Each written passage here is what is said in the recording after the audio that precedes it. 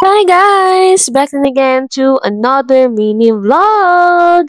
For today's video nga guys ay meron akong kaibigan na grabe mangyayari super duper biglaan guys. So nung Friday nga ng gabi guys, sobrang biglaan ito dahil nag-chat itong friend ko nga ito na samahan ko raw siya umuwi doon sa kanila Jai. Na wala man lang akong biglaan attached. So ayan guys, nagmotor kami from city proper to Sabang for almost 2 hours and a half papunta dyan sa kanila din. After nyan, iniwan namin sa Sabang Port yung aming motor at eto nga magbabangka kami papunta sa kanila. So yung place pala nila guys ay sa New Panggangan. Part pa rin siya ng Puerto Princesa City kaya lang malayo na bandang north na siya guys. Ayan, nasa bangka na kami at papunta na kami doon sa kanila. Grabe. For how many years ako guys bago nakasakay ulit ng bangka. Kasi nung pumunta ako dito sa kanila siguro college pa ako noon.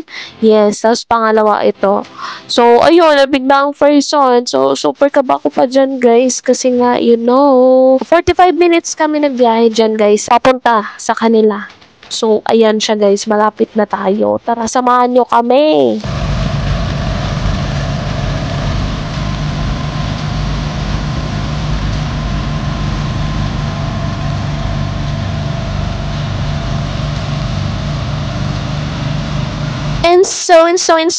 Malapit na nga kami dito sa Pangpang nila guys, kung saan ay bababa na kami. Ito na guys, o diba, sobrang napaka-refreshing and napaka-relaxing dito guys. So parang ang sarap tumira dito. At hindi mo akalain na merong community dito guys. As in, pag malayo ka, akala mo puro puno ng niyog, puro puno talaga. Hindi mo akalain na may community dito, small community dito guys, na sobrang accommodating na sobrang babait ng mga tao dito. At ayan na nga, nakababa na kami dito sa sinakyan naming bangka.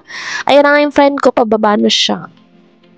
So, ganyan nga guys, yung mukha ko dyan, sobrang nakagard ang first wala pa yung ligo kasi alas 10 ng gabi ba naman nag-chat na gugora. Ay, naawan naman ako kasi wala siyang kasama. Ayan, magmotor mag-isa. So, yan. Pero sobrang worth it naman guys yung pagsama ko kasi nakalabas ako. At least, naka-relax yung puso't isip ko. Kasi hindi nga po maganda yung pakiramdam ko. Simula nung nagbakasyon, yun, nagkakasakit po ako. So, kaya hindi ako nakakalabas. So, thankful din ako dito sa friend ko at sinama niya ako dito kahit paano. Nakarelax ako, nakalanghap ako ng fresh air. At yan, sobrang accommodating ng kanyang family. Thank you so much, uncle and auntie, sa kanyang kapatid si Ludoy, at sa kanyang asawa. Pati na rin doon sa mga bulinggit nila na anak. Sobrang cute, sobrang gaganda, guys. So, thank you so much, Family Valdez, for no warm welcome. Grabe ka warm welcome, guys. Sobrang babait nila. At yan, thank you so much for watching. I hope to see you on my next. Don't forget to follow my page. Bye, everyone!